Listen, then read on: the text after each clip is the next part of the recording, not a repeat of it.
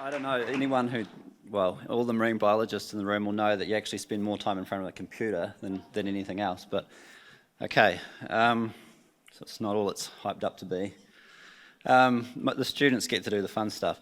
So, if people were here in 2015, they might recognise this slide. This was the title slide for my talk in 2015. So when I was asked to do a sort of lessons from Leigh talk this year with Tim, I was like, well, it's not going to be very hard. We'll just change the number of years there. So actually a lot's happened in the 4 years with sea change in government, various other things, but the research has also moved along. A lot of the story is still the same with marine reserves, but I guess there's always more research to build on it. So I just acknowledge Tim here, who has collected a lot of this data and helped me put this presentation together. Right, so I'll be talking about the latest research in our 3 oldest reserves in the Gulf, and talk a little bit about fisheries towards the end, fishing parks, and some very brief thoughts on MPA design. I'm not used to the kind of... right, so these are our 3 oldest marine reserves that a lot of you guys will be familiar with. The Leigh Reserve at the top there, Tawharanui and Hahei, or Te Whanganui Ahei Marine Reserve. So they're all reasonably similar reserves. They're each over, well, the youngest one, Hahei, is about 26 years old. They're on north-facing, well, reasonably north-facing exposed rocky coasts. And effectively, we're seeing similar changes in all of those reserves. And a lot of you will be familiar with these. So here's obviously our friendly snapper. We've heard about the state of the fishery. Despite 30-odd years of quota management, we still can't seem to get it up to a target level. And within reserves, we obviously tend to have larger, more abundant snapper. So this is showing you biomass in each of those 3 reserves compared to the surrounding coasts. It's obviously a lot higher in the reserves. We see in the fishery, the estimates are that it's just below about 20%. If we treat the biomasses in the reserve as sort of an unfished biomass and compare the levels in the fished areas, it comes out generally below 20%, so somewhere between about 12 and 20-odd percent. So the reserves are fairly effective at protecting snapper. This is some size structure, and this is where the real differences occur in the structure and the sizes of snapper inside and outside reserves. Just looking, so on the left there is the size structure out in the fished areas where you see the large majority of the population is below the dashed line, which is the legal size limit, whereas on the right you've got a lot more larger individuals. And this is important because it's these big ones that produce the eggs. So here's a 70 centimetre snapper. It will produce the same number of eggs as about 36 legal size snapper. So it's really, they produce a disproportionate amount of eggs, the large ones do. And so previous research has demonstrated that, estimated that across all these 3 reserves, on average, the egg production is about 18 times higher than the surrounding coast. So that means that a reserve that's about 5 kilometres long will produce the same number of eggs as about a 90-kilometre stretch of fished coast. So this is really sort of focal areas or concentrated egg production coming out of these reserves. So what does that mean for the surrounding fishery? And this is where some of the more recent work has sort of looked into sort of trying to look at ways of understanding how these reserve populations contribute to the surrounding fishery. Can you click on the animation there?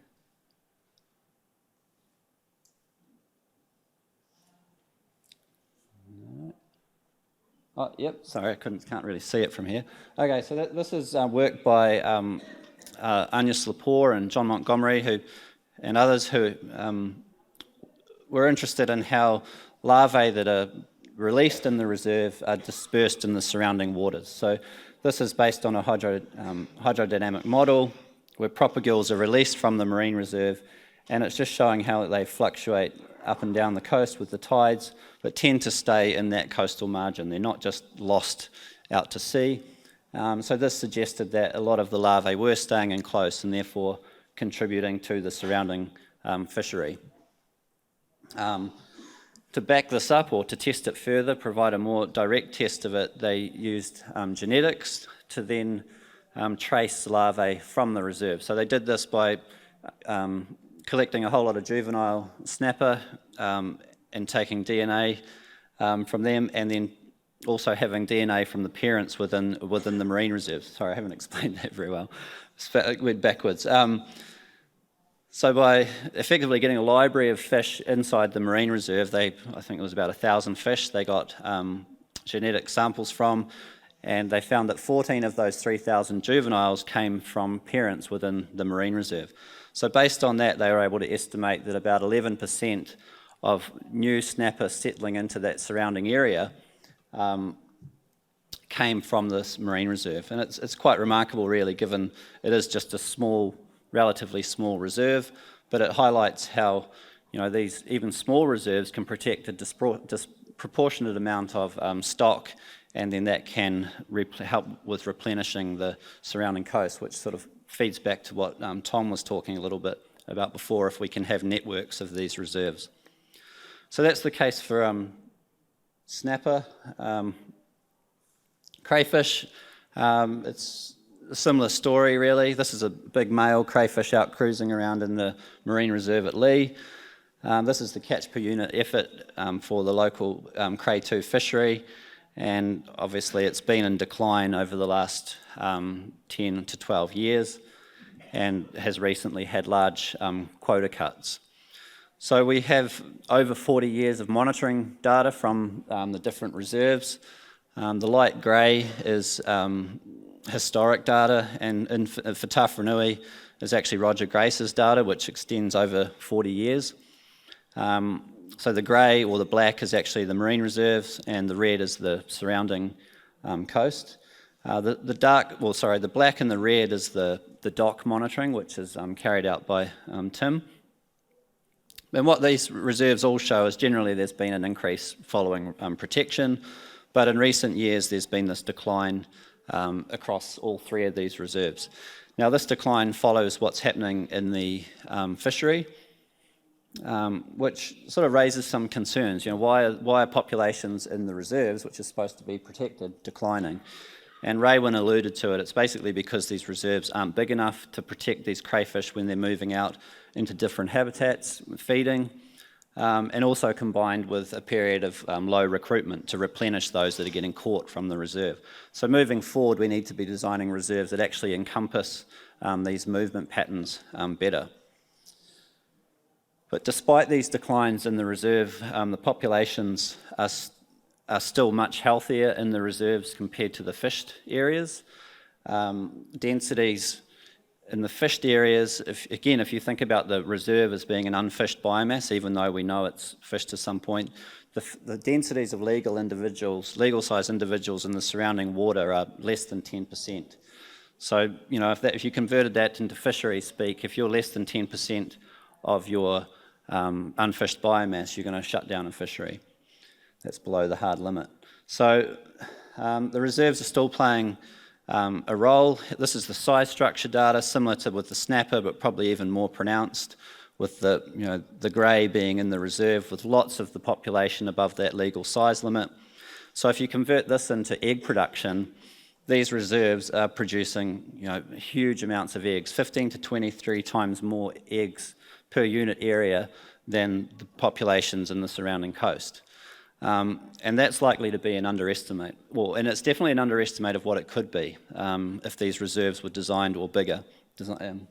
It's also an underestimate because it's assuming that all the females outside the reserve are successfully mating, and we know that's not the case, that they are limited by the size of the males, available males. They have very complex den structures with generally a dominant male patrolling a den, mating with multiple females. Whereas once you've got fishing, this whole system is really disrupted. And there's a quote here that summarises the sort of this problem. The mating systems of overfished lobster populations now persist as a scramble competition for mates among barely mature individuals that mate at most once before capture by fishers. And so that was from Butler et al. 2015. And so that's where protection within, protected areas can really play an important role in protecting this sort of den structure and ultimately reproductive output. So that's the sort of the story with the snapper and crayfish. Very quickly, I'll just talk about how the reef habitats are changed. I've got no idea how much time I've got. The time is not good. Yep. This is an aerial photo of Goat Island in 1975. And if you squint on the left-hand side of the island, you can see all the light-coloured reef. This is all urchin barrens or kinner barrens in the 70s. And for a long time, that was considered just to be a normal, classic or typical habitat in northeastern New Zealand. However, with the protection of snapper and crayfish in this reserve, there has been this remarkable and very large-scale shift in habitats to a recovery of kelp forests. So we've done a lot of research on this and monitoring over time. These patterns have persisted, and we have a pretty clear understanding at Leigh and Tawharanui that these changes have happened in the reserve and not in the surrounding waters. Just to kind of drive that, demonstrate that further now, here's some drop camera work that was done in the Hauraki Marine Reserve. And I don't know if you'll be able to see it, but a lot of the area, the dots outside of the reserve are all pink. That's urchin barren. And you'll see within the reserve, virtually all of the areas, the reef is green for various kelp forests, except for that little island up in the north western corner of the reserve, which is right near the boundary.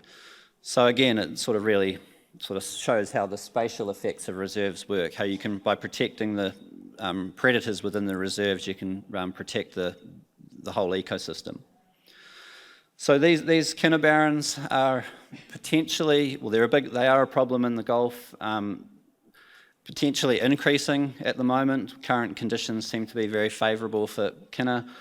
And these are a real ecological indicator of overfishing, and also an indicator or tohu of the loss of modi from these reefs, with the loss of kelp and the species that are found in these. So this is a real problem, and thanks to some funding from Foundation North, from GIFT, I've just started a project looking at how we can restore these barrens. So in addition to long-term marine protection, what sort of other options have we got for restoring these areas of reef? Okay, so we've seen that fishing, there's not much marine protection in the Gulf. There's a huge amount of fishing. We all kind of know that. Here's a picture of the Noisies on a Saturday morning in the middle of winter. Each of those stars is put on top of a boat. That's 85 boats. But all of this is currently managed under the quota management system, right?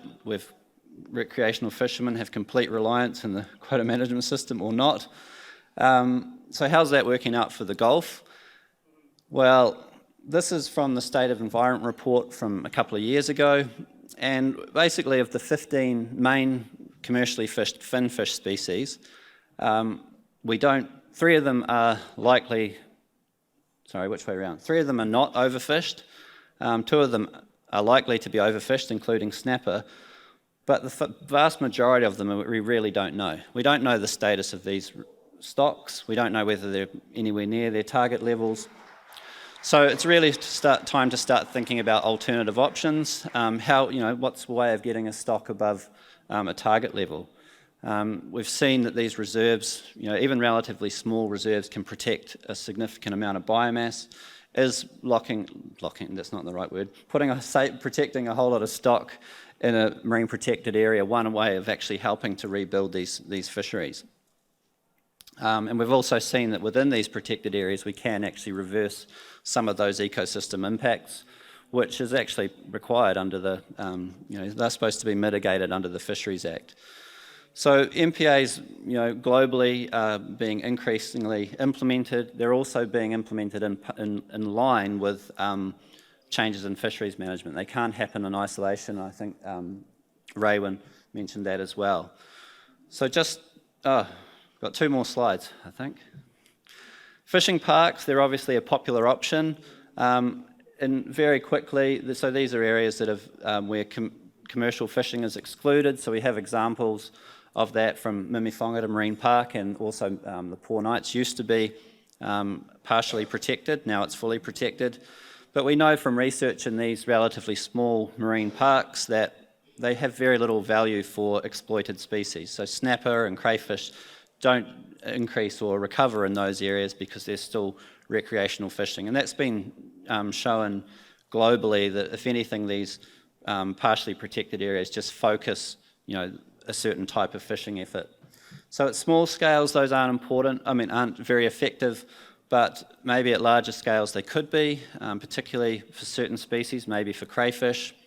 It depends on the levels of fishing, and also in terms of biodiversity protection. Excluding destructive fishing methods from large areas is obviously would make sense. So, am I out of time, or just 1 minute? Okay, good. Well, it's a bit cheeky to try and talk about designing MPAs in one slide, but I just wanted to say it really depends on the goals of the MPA. If you are just interested in dividing up resources, then you can allow certain things in certain areas like fishing parks. If you want to protect species, protect exploited species, potentially for fisheries games, you might start looking at some of the other tools that Raewyn talked about. And it doesn't just have to be one or two. It can be any of these goals, but we've sort of seen from the research that we've done that in order to get the sort of long-term biodiversity protection we do, no-take marine protection is how you get to that, get to those goals. There's a huge amount of science that can go into the process, especially when you start talking about connectivity and dispersal. But some of the approaches that have been successful overseas have really just used simple guidelines that are based on the best available science. And that's important, that there is some evaluation of, scientific evaluation of proposals that are put forward, so that we don't end up with MPAs that are basically ineffective and therefore wasting people's time and resources. So if you're going to establish MPAs, they need to be effective, they need to deliver on their goals. So just to finish off, I want to acknowledge these two guys that Bill died shortly after Bill Ballantyne and Roger Grace. Bill died shortly after the 2015 Hauraki Gulf Forum, and I think he was a bit pessimistic, of course, about the sea change process, but positive, optimistic that things were happening. Roger obviously died this year shortly after the announcement about the 20%, and sort of made the comment, well, it's a start, but 30% is the IUCN goal, and he was tried to be a bit optimistic about it. So really, we've talked about this stuff for long enough. These guys have spent their lives working on it, so hopefully we can actually make some changes and do something. Okay, thanks.